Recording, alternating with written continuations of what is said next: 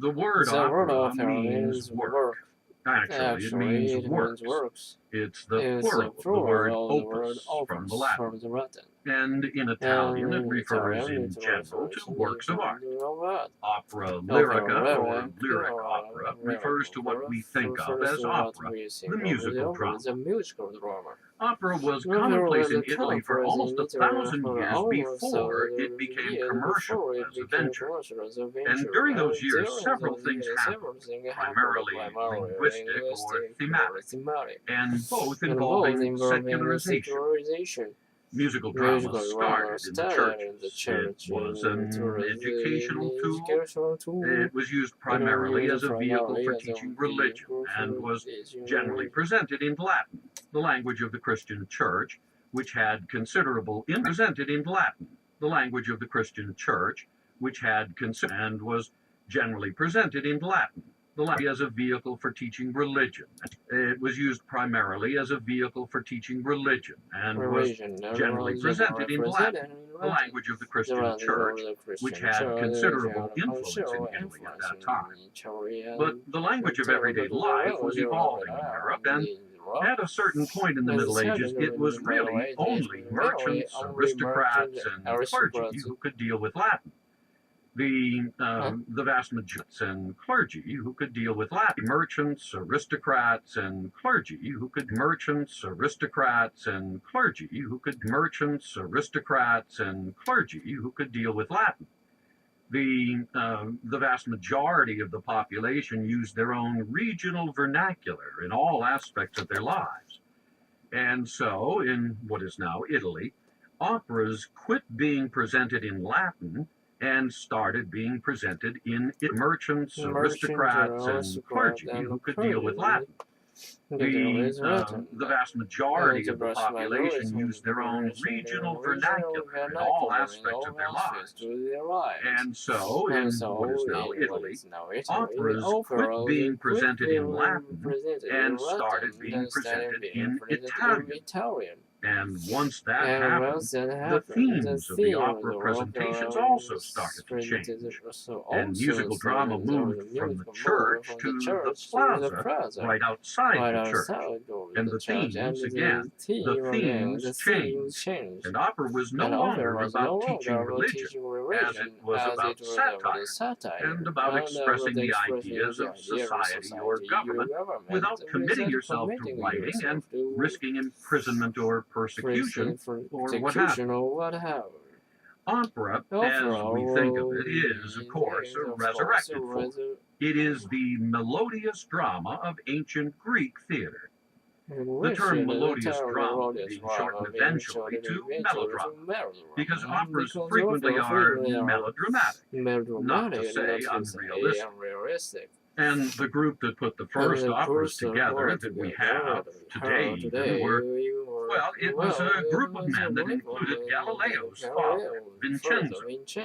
And they met in Florence, he and a group of friends of the Count of Bardi. And they met in Florence, Galileo's father, Vincenzo. And they met in Florence, he and a group of friends of the Count of Bardi. And they formed what is called the Camerata dei Bardi. And they took classical theater and reproduced it in the Renaissance time. This produced some of the operas that we have today. Now, Leo's father, Vincenzo, and they met in Florence, he and a group of friends of the Count of Bardi, and they formed what is called the Camerata dei Bardi. And they took classical theater and reproduced it in the Renaissance time. This produced some of the operas that we have today. Now, what happened in the following centuries is very simple. Opera originated in Italy, but was not confined to Italy any more than Italians were. And so, as Italians migrated across Europe, they carried theater with them, and opera specifically, because it was an Italian form. What happened is that the major divide in opera that endures today took place. The French said opera ought to reflect the rhythm and cadence of dramatic literature, bearing in mind that we're talking about the gold opera that endures The French said opera ought to reflect the rhythm and cadence of dramatic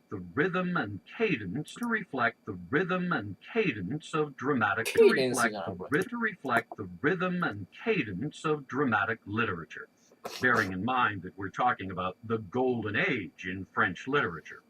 And so the music was secondary, if you will, to the dramatic cadence of language, to the way to reflect the rhythm and cadence of dramatic literature, bearing in mind that we're talking about the golden age in French literature. And so of dramatic literature, bearing in mind that we're talking about the golden age in French literature.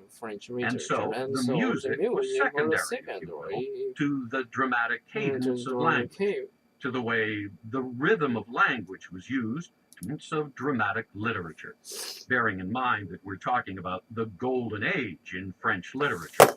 And so the music was secondary, if you will, to the dramatic cadence of language, to the way the rhythm of language was used to express feeling and used to add drama.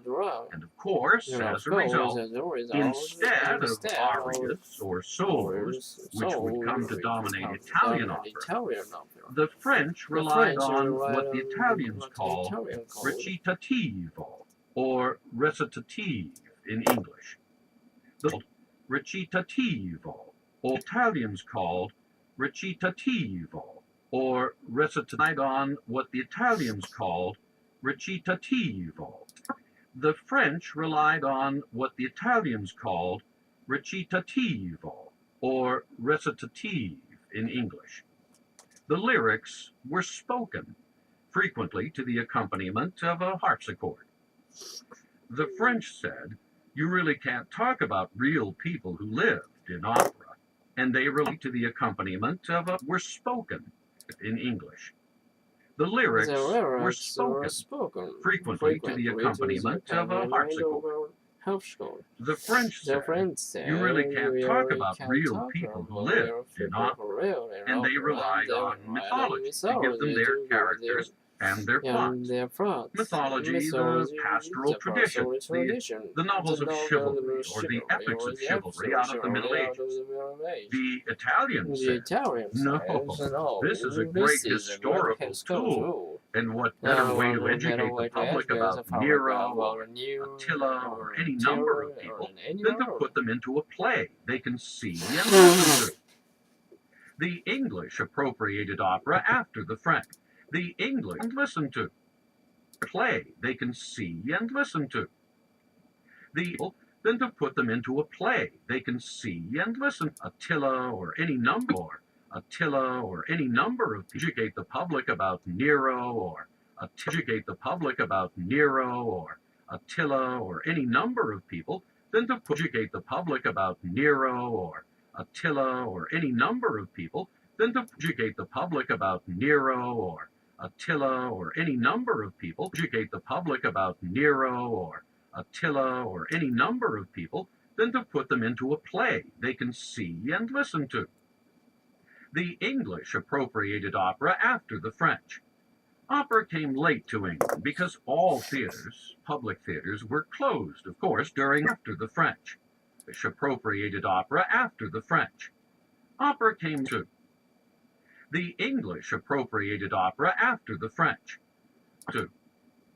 The English appropriated opera after the French. Opera came late to England because all theaters, public theaters, were closed, of course, during their Civil War. And it wasn't until the Restoration in 1660 that public theaters again opened and opera took off. The English made a major adjustment to opera and exported what they had done to opera back to Italy, so that you have this circle of musical influences. The Italians invented opera, the French adapted it, the English adopted it, the Italians took it back. It came to America late and was considered too elitist for the general public. But Broadway musicals fulfilled a similar function for a great long while. John J. Chapman wrote about opera, quote, If an extraterrestrial being were considered too elitist for the general